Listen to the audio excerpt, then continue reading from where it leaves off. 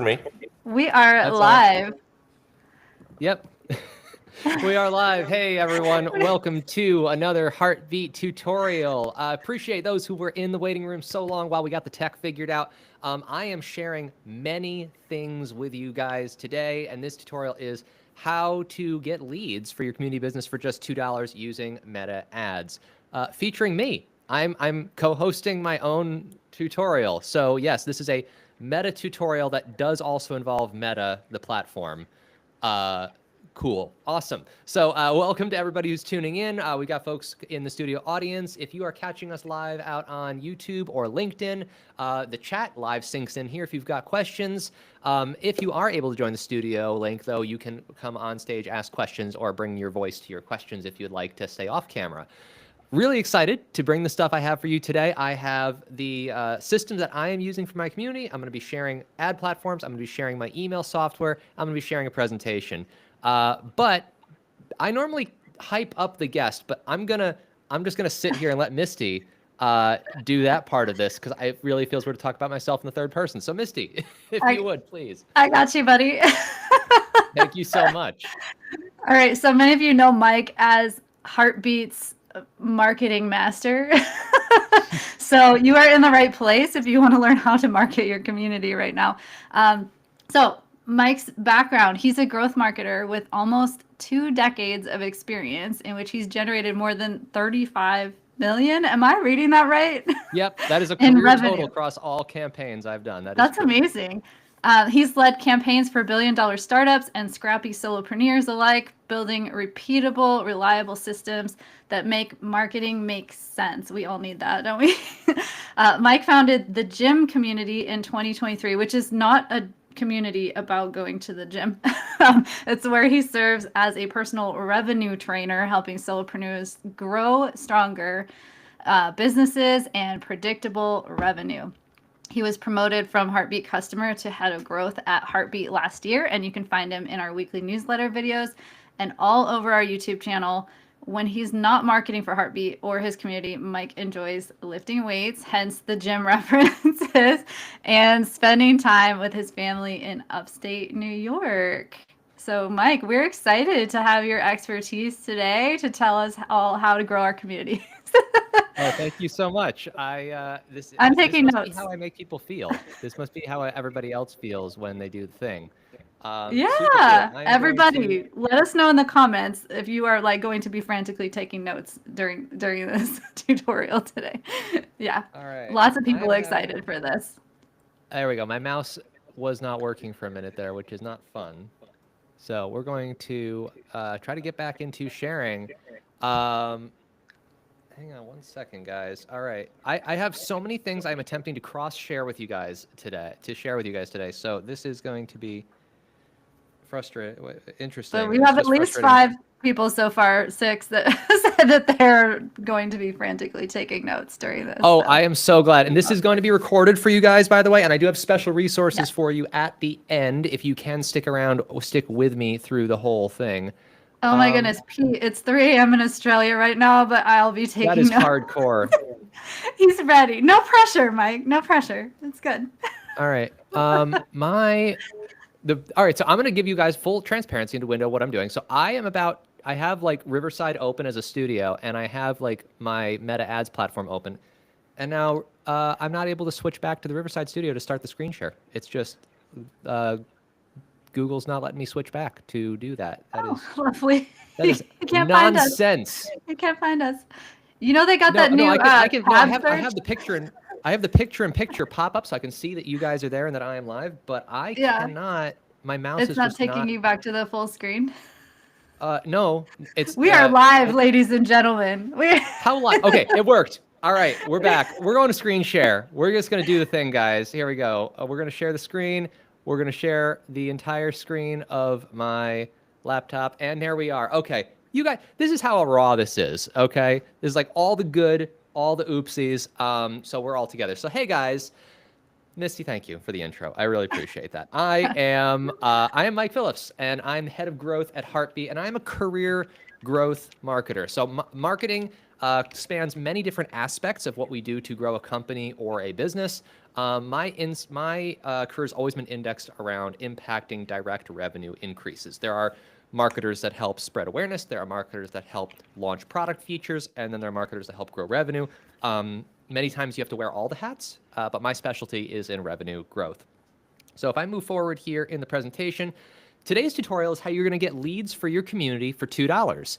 Specifically using a hybrid strategy where meta ads help you source and then email helps you close. So meta, just so you guys know, I'm going to make sure, catch me if I have any acronyms that are not common knowledge out there, would be Facebook, Instagram, and Threads are all shared under the same Meta advertising platform because Meta owns all three of those social media platforms.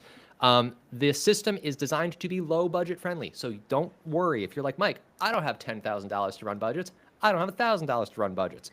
It's okay. We've got a system that fits your budget. And the goal here is a cost per lead of $2 or less.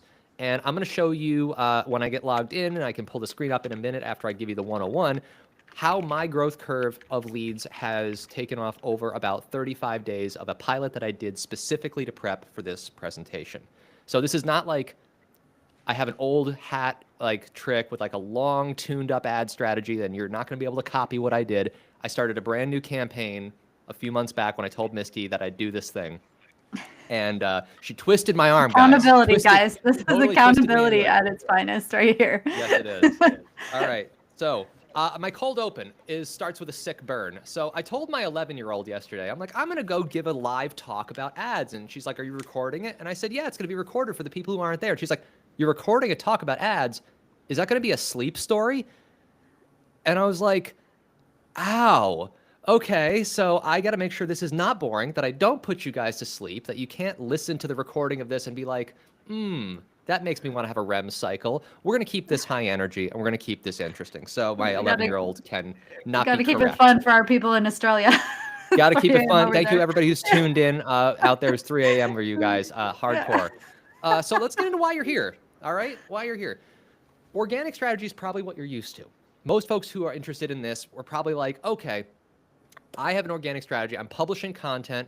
It costs me almost nothing to do, but I'm constantly putting time into it. The conversion rate may be low, maybe medium, but undeniably, there's an algorithm that defines the targeting of that content, who gets to see it. Not necessarily even how much. We always think about reach in our algorithms, how many people see it, but the who is actually what's really important. Who sees your content matters a whole lot. And this $2 paid strategy that we're talking about today is a lower time cost controlled, although it does cost some. It's going to be a high conversion tactic, and it's going to have targeting that you can control. And I will show you how without you having to be a highly technical person. So bottom line, what we're doing with this system is combining the strengths of ads to find and reach the people that you want with the strengths of email to build trust and convert them into a single high-performance marketing system that uses very basic skills that I bet everybody here is highly qualified to implement. So, couple of quick notes before we start. I just want to make sure everybody knows this, so I'm being fully honest. 1, your budget can be small, but you should not risk money you are unable to securely sink into piloting a motion. Initially, when you start a marketing strategy that uses some cash, there is a period of time where that cash does not produce a direct one-to-one ROI. It's not like I can spend $1 and know that that dollar will produce a lead. Eventually, the system will be tuned up and reliably producing input-output, and you'll need to adjust things to constantly keep it that way and healthy. But if you're in a situation where that feels financially precarious, I would recommend holding off on this, learn it, and be ready to have some money that you can put in somewhere to the tune of maybe $10 a day, $6 a day as a minimum. You'll see more about that when we get into the platform. Number 2, you need a good lead magnet that diagnoses a real problem or teaches or empowers based on a real need. No amount of advertising corrects for a terrible bit of understanding of your audience of marketing. And a lead magnet really needs to do that. So I'm not going to talk about what to make as a lead magnet in this strategy. We have lots of great helpful tutorials on that in the Hearth. But that's the main thing you need to have is you got to have a lead magnet that actually helps somebody understand that this pain or frustration has this cause and it diagnoses that, or it really teaches something new or empowers them based on a real need that they are having. If your lead magnet does not do that, it does not matter how good your ads are, you will not convert sales from this flow. The third thing is that you need to understand how to speak to your audience. And what I mean by this is you need to know who they are, what they struggle with, the tone and voice that they use to talk about their problems. That's a very fundamental amount of understanding. If you've done organic marketing, your comments and the engagement you get back organically probably taught you a lot about this. Talking to current customers, if you have them, is another great way. But you need these three things in order for a paid strategy to work. I've told founders, I've even told Mortis of this, I'm like, you can throw cash at a terrible product, but it does not sell. Meanwhile, a really, really great product that nobody hears about also doesn't sell. What we need to do is both. We need to be able to promote, and this strategy is how we're promoting, as long as you have a really good offer and a really good lead magnet. So that aside, why should you even listen to me? Other than the fact that you know me from the newsletters and co-hosting all the other tutorials. So I am the head of growth at Heartbeat. I am in charge of the growth team and all motions that grow this company. My career total revenue, as Misty said, is $35 million. That is every budget that I have ever run and the ROI of that budget across all the jobs that I have held in my marketing career. 35 million is the total. I have done this for high and low budget teams. I have done it for teams that have had a couple $1,000s. I've done it for teams that have had multiple hundreds of thousands of dollars every year available. Over the career, my career spans about, it's almost like weird to say 2 decades now, but yes, the better part of 2 decades. I'm almost 2 decades of experience working. And like you all, I am a community founder. In fact, I was promoted from customer, as my little bio said, to Heartbeat team member just last year. And my community is called the Gym Community, and it is where I act as a revenue trainer. So I have realized that I did consulting work for all these years and on the side of my jobs. And at the same time, that model is not accessible to solopreneurs and people at the early stage of their entrepreneurial venture, but a one-to-many model in a community makes that extremely accessible for them and meaningfully profitable enough for me to do the time commitment that it is. So I founded the Gym. GYM was an acronym for Grow Your Money. And it is a tortured fitness metaphor where we put in the reps to grow stronger businesses and brands. I established that in early 2023. It's been running solid since then. So I still have paying members who join that. So this is thank you. I see Kevin. Thank you for the compliment there on the great branding. I would like to think that I can occasionally pull off good branding as a marketer. I would hope so. But occasionally, like the cobbler who has holes in their shoes, I don't always take my own medicine. So this is a real thing for me. So I hope that this gives me the credibility for you to listen to the system. And the system is this $2 lead system. I want to make sure that all these acronyms are fleshed out, but the system fundamentally has 2 components, ads and email. Ads, what we're going to do is target a $2, what this acronym is pronounced as CAC, C-A-C, a customer acquisition cost. What does it cost to acquire a customer? Now, the ad platform doesn't always, they use CAC as a shortcut, but in this case, it's going to be a $2 lead acquisition cost, but there's really no like LAC acronym. So we're just going to say a $2 acquisition cost for a lead, and then we're going to use email to convert those leads at about 15% from leads into customers. So again, ads give you really smart targeting. That's the strength we're leveraging here. Email gives you high conversion. Together, we're going to be able to generate leads that turn into actual customers for your community. So there's 2 phases of setting this structure up. Phase 1 is the ads structure. And this is probably the part that most people are uncomfortable with, and I want to make sure that you guys get an overview. And then I'm going to switch screens, and we're going to toggle into what this actually looks like.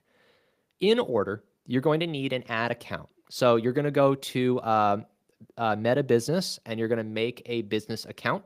I'll show you mine in a minute.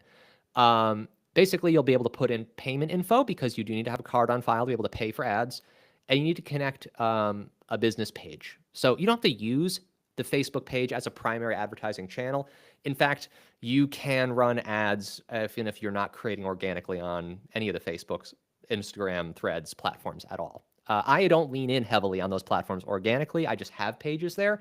I'm primarily LinkedIn and YouTube. So I can still use meta ads without that. you'll need to have a pixel installed or have a pixel install. A pixel is a small piece of data, of tracking data that doesn't actually look like a pixel. There's no actual visibility of it that you're going to put on a landing page.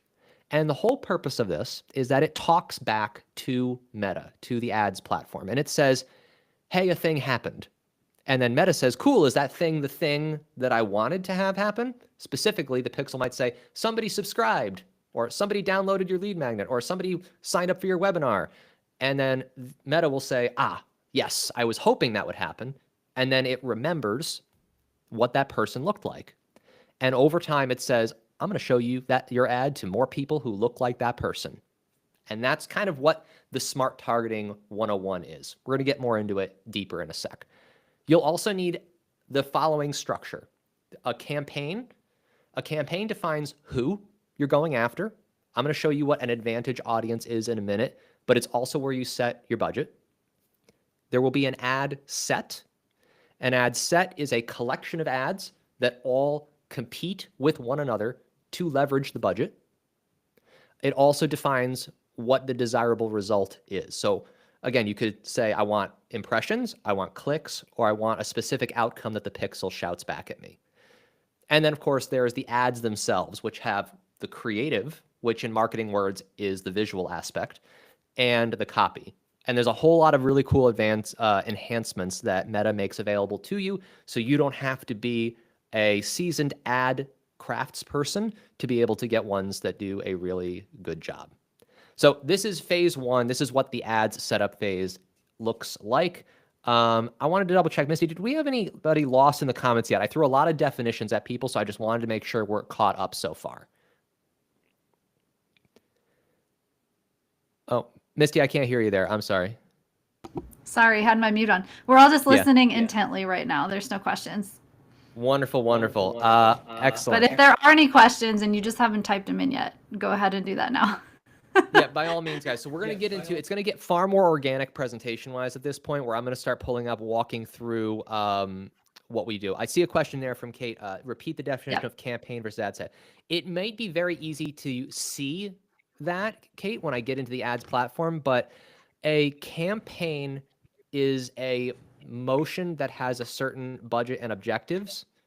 And then an ad set is a collection of ads that compete with one another to share a certain amount of budget. Think of an ad set just like a container for ads. And then the campaign can have multiple ad sets if you want to split the budget evenly between different collections, but have ads compete within those collections. So it'll be easier to see when I show the real example here in a minute. So what I'm going to do is have Misty talk for a quick minute while I finish logging in, to all the tech here, because I have so many logins. It's okay. Does anybody else have any questions while we're just kind of sitting right here? I would like to hear from our audience, our live audience, how many of you are actually already doing paid ads versus how many not? So give me tell me paid or like organic. Where are we at? Okay, it looks like Dana is doing paid ads. Oh, it's scrolling. Patrick's doing paid ads. So many answers coming in. Okay, I got paid, no ads, organic, a bit of paid. But I just took a break. Mostly LinkedIn and YouTube like Mike, but no ads yet. Okay, a lot of organic people.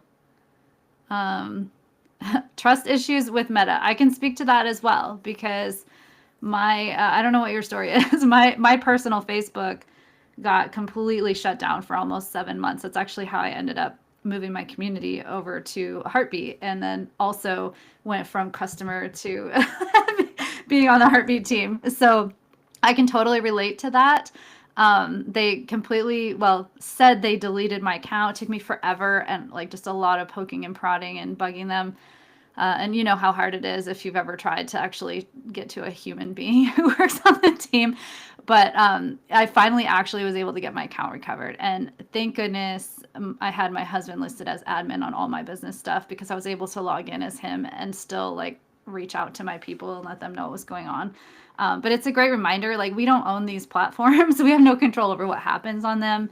And that can make you hesitant to give them your money. So that's totally understandable. I don't know if Mike wants to speak to that at all. But yeah, and kind of like Mike said too, is just don't give them any money you can't afford to spend. Like, it's a strategy you can try. If it works, great. If it doesn't work for you, try something else, you know? Yeah, I mean, the one thing that I always like try to let people know about ads is as long as you keep paying, you will continue to access the audience through paid channels. Organic channels, you are there on their platform at their pleasure, if you will. So that's the one thing. Like, remember, any product that's free to use, you are the product. Then they're selling it to somebody else. In this moment, we are moving from users of the Meta platforms, where we are the product that is being sold to advertisers, to essentially becoming an advertiser ourselves. And that's the essence of what this pivot to paid is. You know what I might do, Misty? This is not logging in. I may join from my other laptop real quick. Okay. So you might see two of me in here while we do this, but let me know if there's any other questions while we do All right, it. we're going to clone Mike right now. Yes. Rick, yeah, that's pretty much what happened to me. I had a hacker and they did not make it easy to prove my identity. I kind of got this message that was like, well, if we don't accept that you are who you are within this many days, we're just going to delete your account. And it took a real human so long to look at it that they did delete my account. They still had it stored in their servers somewhere though, right? Because they want all your data and information for their own purposes. And it's such a pain.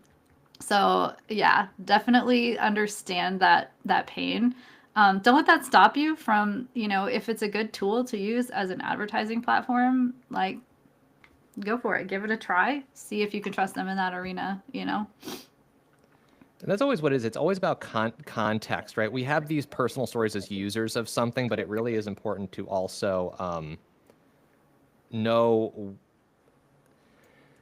we are used to engaging with these platforms as the product. And now we are pivoting our approach to this to be the purchaser, if you will. And so now the ones we're truly, instead of being the product, we are now the customer. I've noticed my experience with this is very much different on the advertiser side. So I am going to come in here without camera and mic on this new laptop.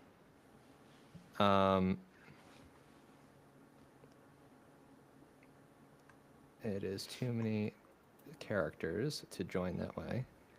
All right, do you see my other request to join, Misty? Can you let my other laptop in? All right, do you see my other request to join? Okay, cool. All right. So we are here. I'm going to... There we go. I stopped the share here, and we're going to share on the other screen. Look at us. This is so very low tech. It is hilarious to me. Okay, we are going to share... Hang with us, guys. It will be worth it. I promise. Oh, yeah, look at that. Okay, guys. So we are here now. I'm going to close this pop-up. And this is my real ads account. You are now in my active ad account, okay? And just, again, I don't love the UI here. I'm just going to say that off the bat. I don't think it's the most useful or visually clean structure. But this is the very basics of what we mean when we say a campaign, an ad set, and an ad, okay? And what I've done here is I have checkboxed off. The green highlighted is a draft. You can see the status here that says in draft. We're not going to focus on this new draft that I'm creating, but we're going to focus on this campaign.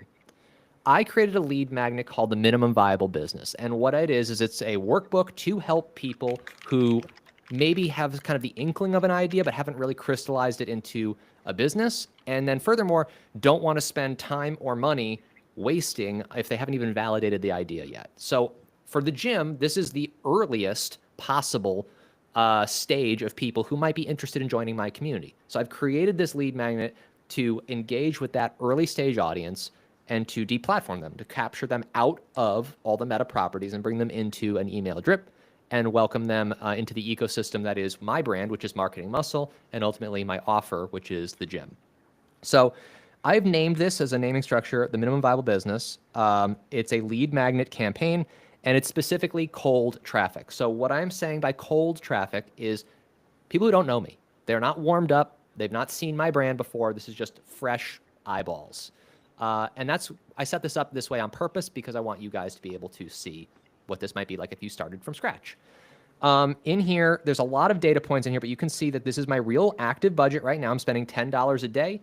And since I started this campaign August 26th, I've spent $355.82.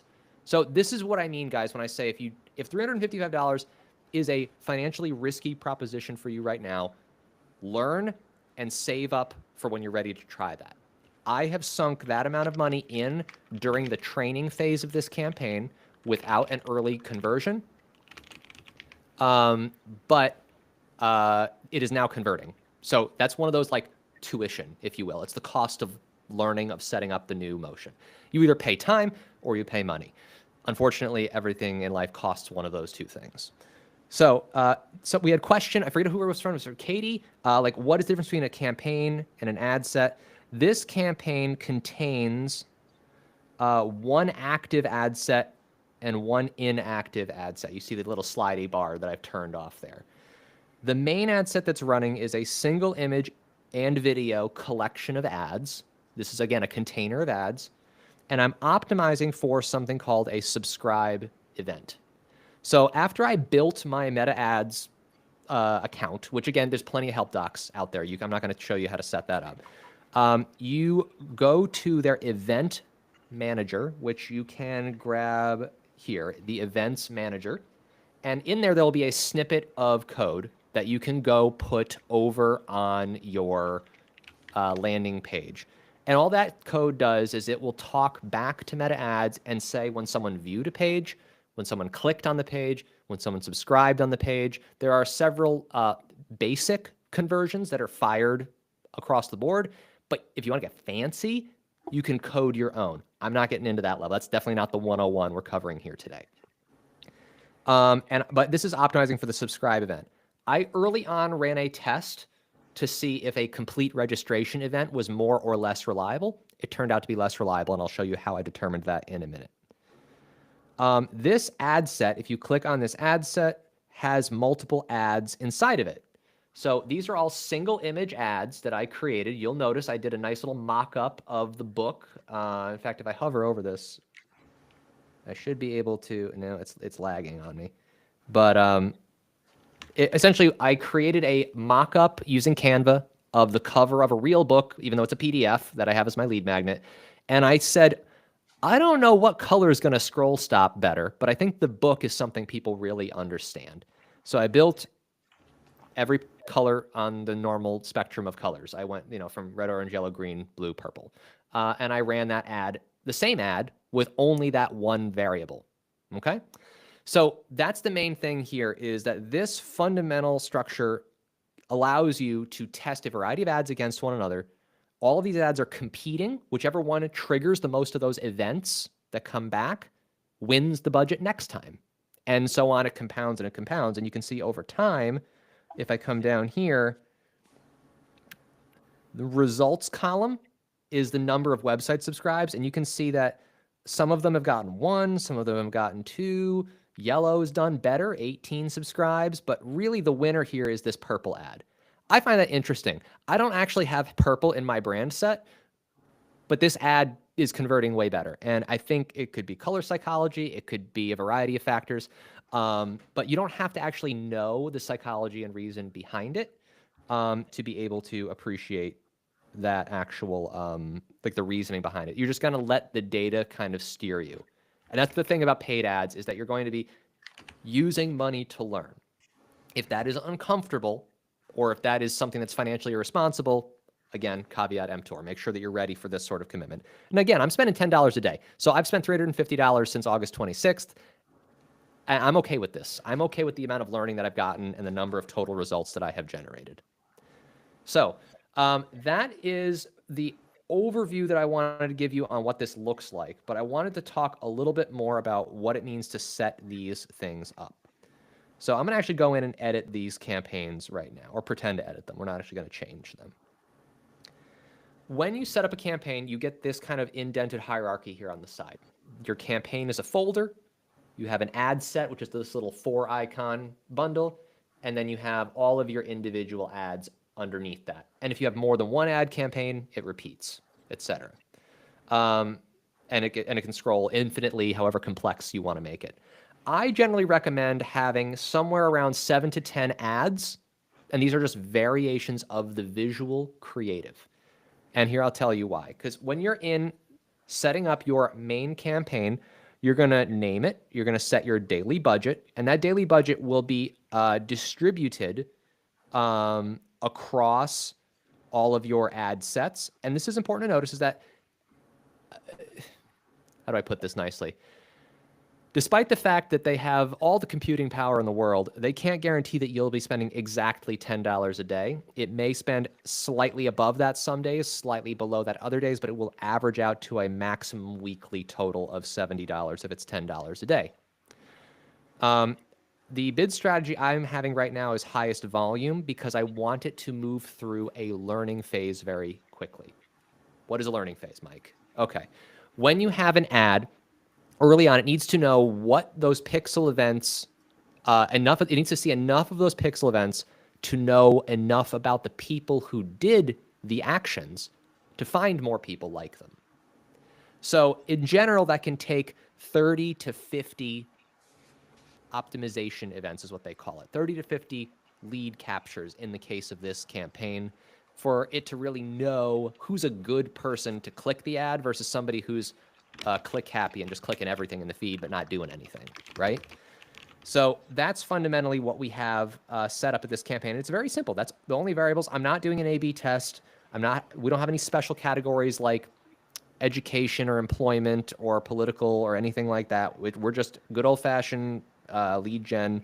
And so that's about all you have to set up at the campaign stage. It's very basic. The name, the budget, and then this is a campaign budget, which you can edit this structure and understand that you could set the budget per campaign or per ad set. I find it helpful to just set it per campaign because then it's scalable in the future, and I'll get into that in a sec. Then you will go into your ad set. Under your ad set, you want to name it something so you know what this collection of ads is doing and what it contains. That's the fundamental rules you want to look at here. So the main thing you first set up first is what does success look like for this ad? What does a conversion look like? I have a conversion location set of my website, which is the landing page, and I'm going to get into that in phase 2 of this presentation in a sec. The performance goal is that I want the ad set to maximize the total number of conversions possible. And I am using a data set, which I set up over here in the events manager to read my landing page for those pixel events. And I said specifically look for the subscribe event. That's about it. Right now I'm doing the highest bid strategy, so there's no cost per goal limit. This is the 101, so I'm just going to go with the highest number of results rule for now. But in the future, as you get into performance marketing, you want to start looking at limiting the conversions to a certain profitability. And I'll talk about the math right at the end for you. That's also the resource I have for you guys at the end of this presentation is a spreadsheet to do a lot of the ad math to make sure you're profitable. I have that for you at the end. And then the budget is using the campaign rule. And it's an Advantage Plus. They call this Advantage Plus. That's their branding for the campaign budget rules. The main thing I want to get at here before we move on is the audience controls. So all I have done is I have set a geolocation of the United States for my specific campaign, and I am allowing it to be an Advantage Plus audience. That is where now they have so much data about all the users on the platforms that they can identify behaviors that you have in common with other people, and they can infer whether you're likely to engage with an ad and whether you're likely to do that conversion action. Advantage Plus runs that big algorithm in the background for our benefit, as opposed to we're used to having algorithms standing between us and our reach. So I advocate for using an Advantage Plus audience as a beginner ad person with a lot of testing around what the ad creative needs to be, the visual and the copywriting. And then placements, I'm just saying place it everywhere Advantage Plus says the customers go for now. Very basic. You can get into the granularity of this, guys. That's why performance marketing is a whole career for people. But I'm trying to keep this basic for the solopreneur, maybe small 2-3 person team scope right now. Lastly, when you go into an example ad, actually, I'm going to go down to the purple ad because the purple ad was the one that's performing the best right now. This is what my ad looks like on the right. I created a mock-up in Canva. I slapped it on a background, and I changed the background color. And that was the first variable that I've tested over the last few weeks, is which background color seems to drive better conversion. I named it purple background, so I knew what it was. My identity is identified as my Facebook page, Instagram account, and Threads profile. And I'm just allowing a lot of their optimizations to take place. This is where you set where you want it to go. This is the sign up page for your lead magnet. This URL goes in here. And you have what you want your URL to look like, because usually it's a long, messy link. You can clean it up and it just looks prettier in the ad right here. You can pick if you want an action other than download. Again, if we're looking at lead magnets, we're going to not do any of these. And the ad creative is I made square, vertical, and horizontal versions of this graphic so that it works in all placements. I also allowed a little bit of AI generation where it can play with the colors, it can play with completion. I did a primary text that I wrote here specifically based on a template that I can provide at the end as well that talks specifically to the people. It identifies them. It says, which of these outcomes do you prefer? Obviously, one is a better outcome. And if you're in that better outcome, you can download it and engage with the ad. I allowed their Advantage Plus to create variations. I have a variety of headlines that I'm testing, and it will mix and match these to find the best combination for conversion automatically. And that's part of its learning phase. And again, I just have this as learn more. You could change the ad to download now. There's a variety of calls to actions you can test. And I do have it confirms that tracking is set up with that data set ID back to my landing page. I'm going to show you the landing page stuff in a minute. I did see a question here if we're going to talk about retargeting. I am actually just ready to begin introducing a retargeting layer to my advertising. I don't think we're going to talk about it today, though. I think this could be a really great follow-up topic if it's something we want to go in on, or if at the end you want the resource doc that I have and you decide you want to try to join my community with a free trial, we can definitely chat about it over there in the gym. Because retargeting is the TLDR, going after people who didn't convert for an ad with a better offer or a better ad or re-engaging an audience in another way. So I started this as a cold layer audience approach. And then when you're done making the one ad and you have it all dialed up the way you want, you clone it and change the creative. And you clone it and you change the picture, you change the picture, you change the picture, you change the picture until you've got 7 or 8 or 10 of them. And your copy has been copied over, so you don't have to do a lot of rote copy paste kind of work. Okay? That is the fundamental aspect of the advertising portion. I'm going to stop this screen share for a moment and come back to center. Did we have questions on that before I show you guys where this goes on the email side? Yes, we do. We do. All right. This is great. I'm coming back. Before we get into the questions specifically on that, Krista would like to know if you're going to share your slides with us later. Is that a resource we can share with the replay? Well, the whole thing will be recorded, so you can definitely catch everything I've screen shared up on the YouTube channel at Heartbeat. So that would be a great way to do it. The slides don't have a ton of stuff in them. Like, they're more shaping the conversation. So if you guys want more like actionable support, it could be helpful to get over into my community. You're going to want to just screenshot some of these things that Mike's sharing, like, in the different tools that he's using. Okay. Layla said, does Heartbeat have a way to add the meta code to track subscriptions and purchases? Does Heartbeat have it? Yes. So Heartbeat does have conversion tracking at the growth and higher at the growth tier, or if you're on the custom business tier. So that's one of the main things that is one of the delineations between starter and growth in the Heartbeat tiers as we have them today. I am not using that tracking for this specific flow, mostly because with my flow, I have a 7-day email drip after the lead magnet downloads, and then I have a 30-day free trial in my community. That's pushing so far out that the attribution tracking back to Meta is very slow for learning, and that means I'd have to spend multiple months of budget at $10 a day to wait for that conversion learning to take place.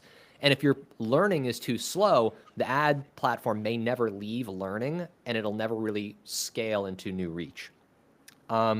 Actually, one thing I did want to come back around to sharing. Hold on, I'm gonna have to refresh this one screen. I'm glad that my audio is coming through over here.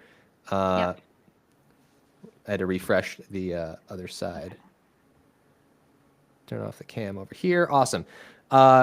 Is that you can track the results over time in a very convenient way just to understand the trajectory of this. So I'm going to pull up this chart and I'm going to reshare here for us, and then I'll do the quick visibility of the email side of things as well. All right, guys. So this is the result screen in my ads dashboard. So this is, I started the campaign on August 26th, and you can see here that I'm going to go to the number of subscribers first. Is that we had a very low kind of, actually, you know what I want to do? I'm going to give you the 30th. Let me give you the full month of September so you can appreciate what I saw at the end. Yeah, there you go. So early on, it's like that, Kate, let me know if that answers your question or if I still need to ask that later. Go ahead, Mike. Yep. So you can see early on in the campaign, there was a lot of up and down. Like, okay, some conversions, some not conversions. Some days I had 0 conversions, and this is where things are learning. It's a messy chart, and this is where you're going to have to just kind of grit and bear it and hold on, because early on in this learning phase, it just feels like, well, I'm spending money, Meta, and you're not giving me anything back. And you get very sensitive to it, especially if you have a small budget. This is where a lot of people duck out, right? And they don't ever get the reward of all the learning. Exactly. But over time, you see now I'm lifting off the x-axis, the volume's increasing, my budget is not. And correspondingly, this cost per website subscriber, some days was $13. That's not a $2 lead. That's like 6 times higher than I want my lead cost to be. I'm not comfortable with that. 0 per lead is because I had 0 conversions that day. That's not like I had free leads that day. It was I had 0 conversions. But over time, this is starting to stabilize. And you can start to see here, you got the 236. It raises up a little bit. I had a couple of low days. And then over here, ultimately, we settled in at under $2 at $1.35 per lead. This is a noisy up and down chart, but it is trending down to that sub $2 per lead conversion point. And this is real data. Like, this is like my actual cost, and this is my actual total spend that I've spent during this period of time.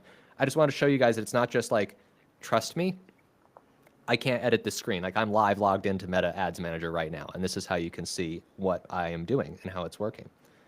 So we'll stop that share for a quick sec. While I pull up email, the quick landing page email side of things, we had some questions about installing the pixels. I wanted to cover that also. Were there other questions other than the pixel and landing page side of things? Yes. Okay. iPhone 19, that's your name now because I couldn't see your name, said, if you have an organic post that did really well in getting people to sign up services before, can you just use that post that was already doing well organically? Boosting a post, if it is oftentimes, like, the general rule for paid ads is if you don't know what to test, a really great organic post is also a really good ad, because an ad that doesn't feel like an ad will drive more results. People are very attuned to advertising nowadays. And so we really do work, we're very defensive. We're very like anti being sold. And so that's the fundamental, that's the general kind of overall rule. The downside of only boosting that organic post is you have no ability to test variations of it. And at some point, you're going to get saturation where too many people have seen the same ad too many times and it loses effectiveness anyway. You wanted to ask it again. Did I say, there was a question there about how long it takes to get out of testing? It takes between 30 and 50 conversion events. Now, if it takes 50 events over 6 months, that's too slow. But you don't feel like you have to get like 50 events in 2 days either. That's not necessary. And the speed of that is unfortunately proportionate to budget. So if you're working with a small budget, there's going to be a patience tax that you got to pay to just wait for that to come in. I didn't hit optimization till last week with this campaign I started in August. So that's fundamentally one of the things to answer that question. Can you also clarify that your conversion event, is that when someone subscribes for your membership, or is something else being counted as conversion? No, being very clear, my conversion event is the download of the lead magnet. And at that point, Meta is out of the equation. and I am using email marketing after I have them subscribed to be able to nurture them the rest of the way. Does that make sense? Conversion is they opted in, they gave you your email address, and then later you're going to track how many of those turn into paying customers. Exactly. You can choose what to set those conversions as, but I chose to set it this way for this system. And then I'm going to do a quick little screen share here of MailerLite, guys. So I use MailerLite as my email software, right? So I have my actual sales page, and then I have 2 landing pages here. This is the actual lead magnet sign-up page and the design that I use. This page has almost 16% conversion rate. Let me see if I can't close this sidebar a little bit. That's really frustrating that it's like, the screen's just a little small on this other laptop, guys. Sorry about that. But I made this landing page where it's just a very clear header. It's a free book. Here's what it is. Here's the benefit, reiterating that you get it free.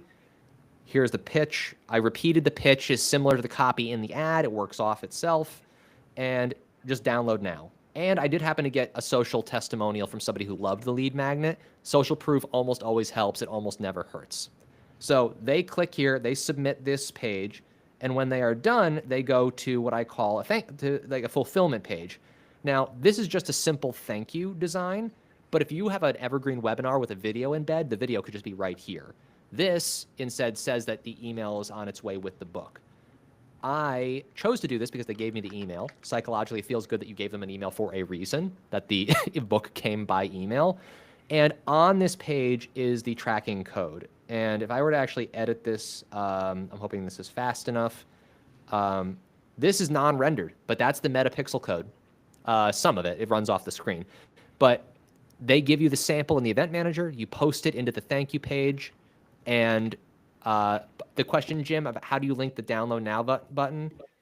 The download now button sends them to that sign up page.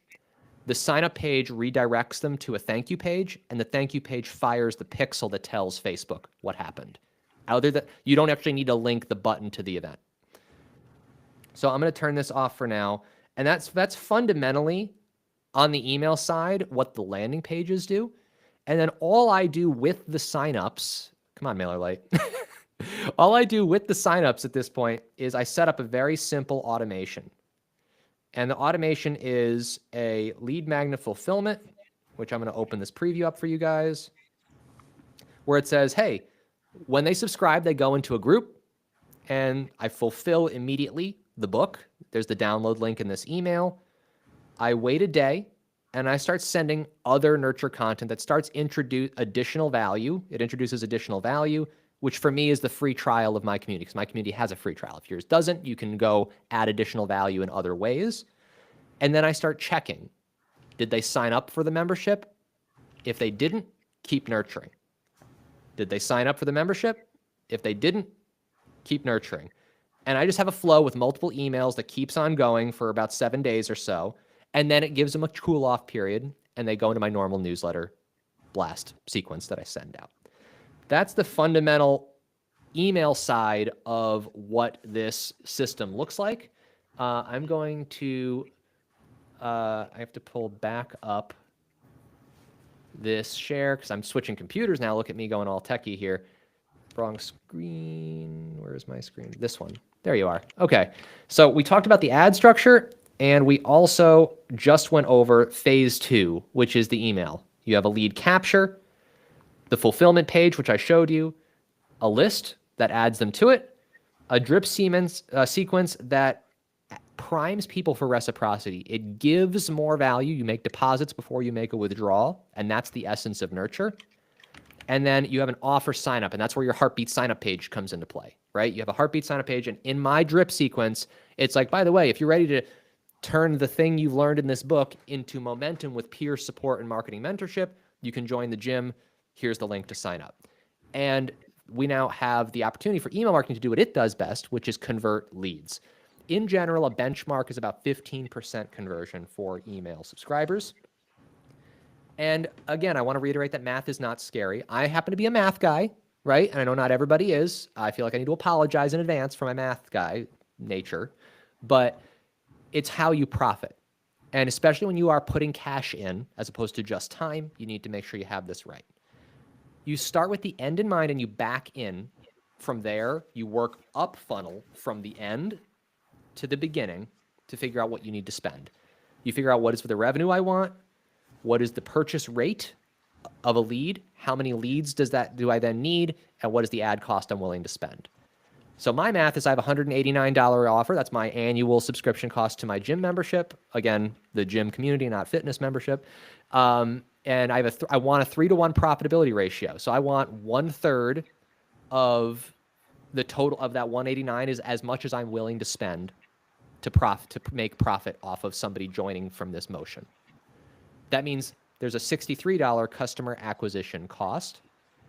The whole campaign flow of the email flow is 15% conversion rate.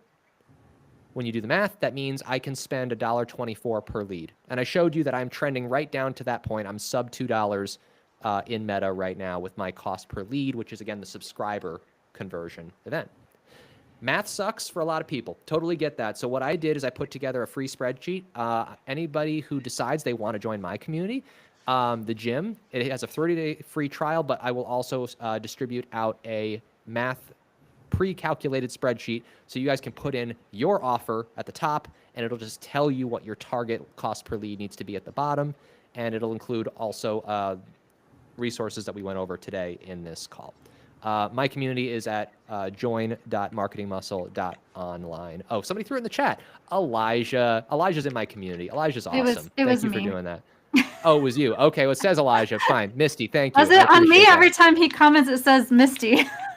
Oh, that's so funny. In here. That's too funny. Yep. Yeah, if you guys are math phobic, by all means, sign up for the gym community. Like I said, you get a 30-day free trial of the pro tier, which gives you all of the live coaching that I do. It is a forever free community, though, so if you didn't want to upgrade and that was a hesitance, I don't ask for the credit card up front. You can just do the free trial thing, and then you fall back into the free tier, which doesn't have the events, but does have access to the resource library. So that's the structure that I have available for you. And again, this is my brand, right? So the gym community established it several years ago. We do marketing mentorship from me. You get peer support from other solopreneurs doing the thing, and you get guided skill building where we do form checks, which is, again, a torturing the fitness metaphor. I'm making sure you're executing things in your business with the right form and you're not making costly mistakes, money or time-wise. So that is what I have for you guys today. I want to get caught up on questions real quick. We've still got a lot of people here. I know we're close to the hour. Misty, help me land the plane and figure out where we're going from here. Yeah. So we had Court ask, do you ask for permission to newsletter them? No, because they opted in. So in general rule, especially in the United States in general, when they opt in through the lead magnet, they consent to marketing communications. Now, if I was advertising in Europe, you got to do the double opt-in, right? You got to follow the GDPR rules, right? If you're doing specifically certain populations in certain states in the United States have different rules as well, follow your local rules is all I'm saying there. But mine it should simply be pretty clear when they opt-in. give you their email address, they know you're going to email them, and they can unsubscribe at any time if they don't like it. Yes, indeed. Yeah. Okay. Jim asked, as an aside, your MailerLite nurturing, is that a huge difference to continue to warm the lead in your professional experience being a $35 million master marketer? Absolutely. Yes. So here's the thing. Most of the time, what we're trying to do with memberships is we're trying to get people to commit to a recurring subscription. That's a huge amount of lift of time they're giving us and committed money they're giving us. To go from a cold ad, them not knowing us, to I am subscribing to this stranger can be a big trust gap to lift. So what I do, think about it is you want to bridge that gap with baby steps. If you give me your email, I will give you a lead magnet. You fulfill that. That's step one. The drip sequence. Yeah, the drip sequence now gives more value. Like I have additional resources that I give in that drip, and I'm giving even more value of a free trial with no credit card required to my community before I even ask them to buy. So I am walking them up through this step, and then the experience of the community sells them in, and they're like, oh, I don't want to lose this. Then they fall into a standard onboarding sequence of like my 30 days, I have info that I send them.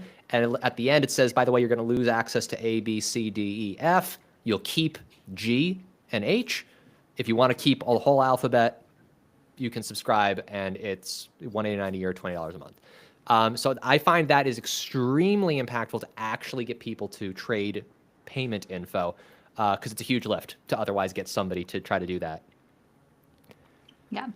Okay. And then Merritt asked, how does MailerLite know if they signed up for your membership? So you were showing the different, like if they don't sign up, keep emailing them. How does MailerLite know? Yeah. The MailerLite, the way I have it set up is I have a simple Zapier zap that I didn't show in this flow, is that when a member signs up for my community, it adds them to a group that says members. And then my flow simply is checking, is this email address in the member group? If they are, stop nurturing them. We got them, right? If they are not, keep nurturing them. And that's the general rule that I have. And of course, both groups in aggregate get my newsletter. Yeah. If you use a different email autoresponder, it might not be called groups. It might be called tags or something like that. Like Tags, just whatever you segments, use in your lists, autoresponder. yeah. Tag them or group them, and you'll know in that autoresponder who's who. That's a level of sophistication, guys, that's technically optional. You could skip it if you don't mind them getting a little extra email here and there. Like if that's the barrier to entry, just do it and then add that sophistication later. I did. I just started with it like the drip, and then I was like, oh, wait a minute, I don't want to send this just in case it over annoys them. So I added that later. All these things can be refined as you go, as they should be.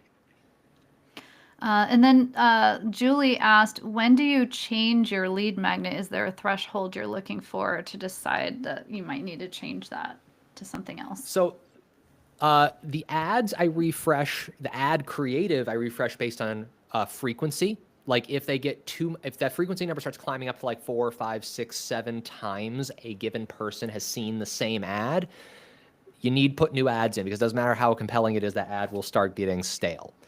With a lead magnet, you need to optimize that for the result. So my whole lead magnet test that I'm running right now is, I think people who have an idea but are afraid to test it are a good audience to go after from joining the gym, because we cover early stage entrepreneurship support.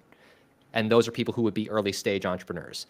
Maybe this test comes back that the rate of conversion to paying customers is low, and I can determine that it's not the ads, it's not the copy, it's not the lead magnet itself, it's that particular audience is maybe too early for my offer. Then I would introduce a new lead magnet, for example, maybe a on-demand webinar about $2 lead generation that we're doing right now, could be a really good lead magnet. And that becomes a new ad that I then test. And again, new creative, new writing, but the same general flow, a new nurture flow after it, et cetera. So if your bottom of funnel results aren't quite where you want them to be, take a minute, and is this lead magnet helping the right type of customer? Because Facebook, Instagram, Meta ads find people who engage. They're going to find more and more people who look like those people, and eventually those people are all going to look the same. And if that audience is not the right audience, you can search for a new audience by bringing up a new campaign with a new lead magnet. Awesome. We have another question from iPhone 19. Sorry, I don't know your name. Sorry about the Riverside shortcuts. That's your name now. In your experience, is email nurturing effective for every type of community? For community about fitness, dance, yoga, etc., would a trial just be better? It really depends, right? I think there is a state of refinement that you can get a community offer to, where the trial itself can be, and the experience of the trial can be so nurturing that is really helpful. However, think about what a person needs to create to get into a trial. They need to commit time, maybe 7 days, maybe 30 days, however long your trial is. They need to commit attention, which is all the things in that nurturing experience. They need to commit signing up with a name and a profile picture and all the stuff that comes in with making a Heartbeat member profile. So for some people, that can be a lot. Early on, I launched my community in 2023 with no lead magnet and no nurture. I just said, here's a trial, come join. And I asked a boatload of people, and several people signed. I got like my first 40 people that way signed up. Now I have like 120 people, and I've noticed that the lead magnet and nurturing really does help a whole lot. And it also is something that when you get these things tuned up, they start working like systems in the background that you can manage the system versus having an endless task list of publish more content organically again and again and again today. Yeah, and remember too that, and Mike mentioned this, that he's also doing some sort of emails, I think, during the trial period. Because at that point, you have to convince them to give you money still, right? Yeah. Like they're, I do. mean, I have a nurture for the lead magnet to get them to start the trial. Then I Yeah. have an onboarding sequence that is my 30-day trial is for my community's 30 days where they sign up, and those 30 days, here's what you can do to get the most of this 30 days to really understand if this is the right place for you. Because that's what I want. Is I don't want somebody to sign up who doesn't get something out of the community and resents me for subscribing. I want somebody who gets a trial, gets a whole lot out of the community, and says, this is a no-brainer, I can't leave. And like, that's the experience. So you need to do both. You need to have a really good trial experience if you're doing a trial that really makes people get familiar and attached to the community experience, but you also need to nurture them so that they're willing to take that first leap of faith, and you've built that trust up through the nurture. Yeah, great advice. One last question. Giselle asked, have you tested getting a credit card up front? I'm assuming that's for your trial. Oh, for the trial, yeah. So with my community, I have not. And there's a couple of pieces of information you can look up online about like trials, the card like opt-out trials, which is a card required, or an opt-in trial, which is a card not required.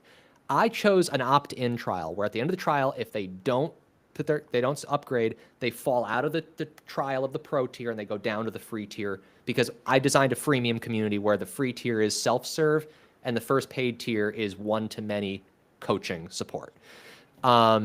And I did it that way because I don't like putting my card in for things personally when I'm trying something new, especially for my business, especially when my business was new and fledgling.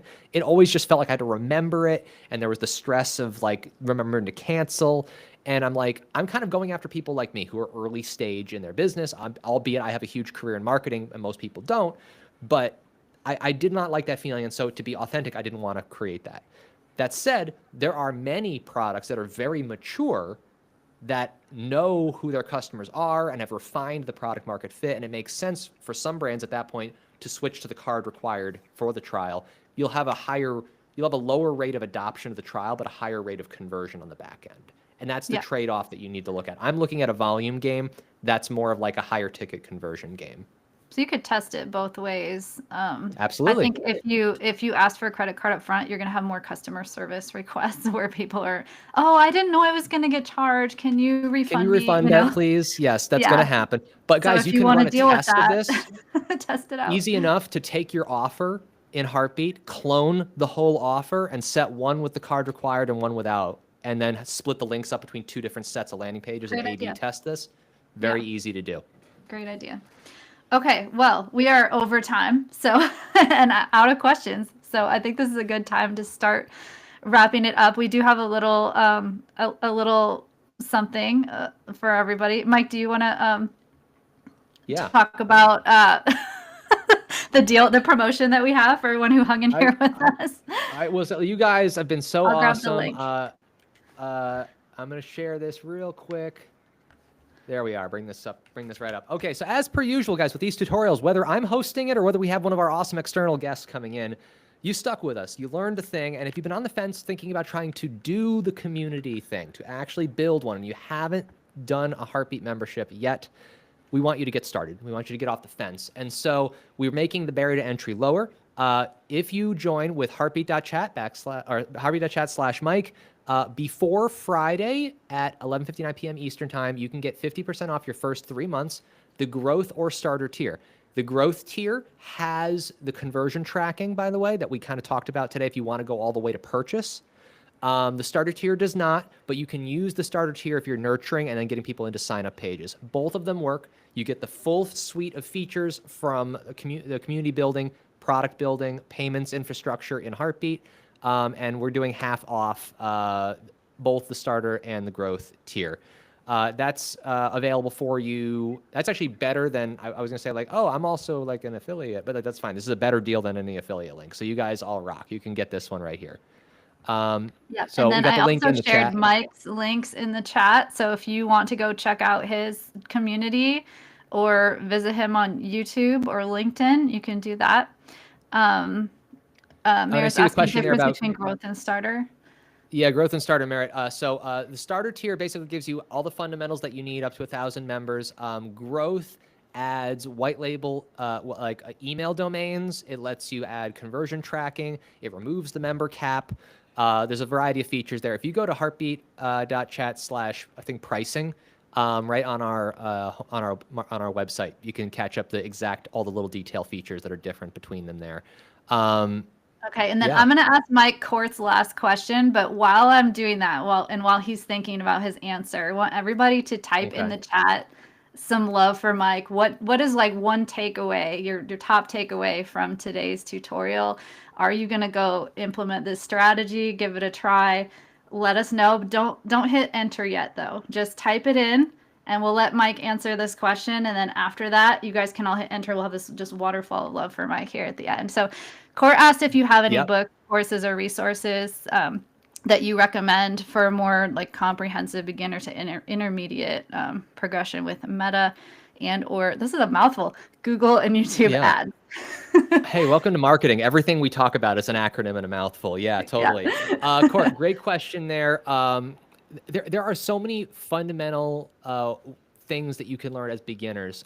When I was self-educating, and this was a while ago now, the world was simpler and we were young and dumb with online advertising. Reddit has like Facebook advertising channels that are really active and very helpful. But honestly, communities like the gym, I created it on that purpose to be able a space where you can talk to somebody who's done it, who's been a marketer, who can help you with that. Joining my community could be a way to do that. If you join thank you, Misty, for that question. Yeah, so the spreadsheet that'll do the math for you. If you join the 30-day trial, you'll have full access to the gym community, and I'm putting that resource in the resource doc library in my community, so you can join that and check it out. All right. So do we have our little love waterfall ready, everybody? Go ahead and hit enter, and let's watch the comments for it. It always scrolls so fast I can't grab them. All right, so the thank you page pixel. Oh, I gotta scroll. Low cost ads. Where did it go? To email for conversion. Love it. Loved it. Thank you. I learned so much and feel less freaked out about trying ads. That's awesome. It can be very intimidating for sure. Let's see. Yes, going to implement. Super hopeful to start some campaigns and tracking events. Thank you. Build systems, not endless task lists. I love that. Patience through the ads testing phase. Great reminders. And Mike rocks. He does. I'm putting in the chat. You guys all rock. You guys are the ones that rock. You showed up. You stayed 12 minutes after. You learned about a boring thing that my daughter said I was going to put people to sleep with. And I'm going to let her know I had 50% retention 15 minutes after the event was done. And then she's going to yawn at me anyway. All right. Super awesome. Thank you all for being here. We'll have more tutorials coming up around the corner. And tomorrow, if you guys don't already RSVP for it, is our town hall. So show up, meet the team, meet some new members of the team. And we've got some really exciting stuff to debut, including a demo of a super awesome special thing that's all I'm going to say about it, but you're going to want to be there. Really excited to see you all there. Thanks so much for tuning in. I appreciate that you found this helpful. I'll catch you guys later. Bye, guys. Bye.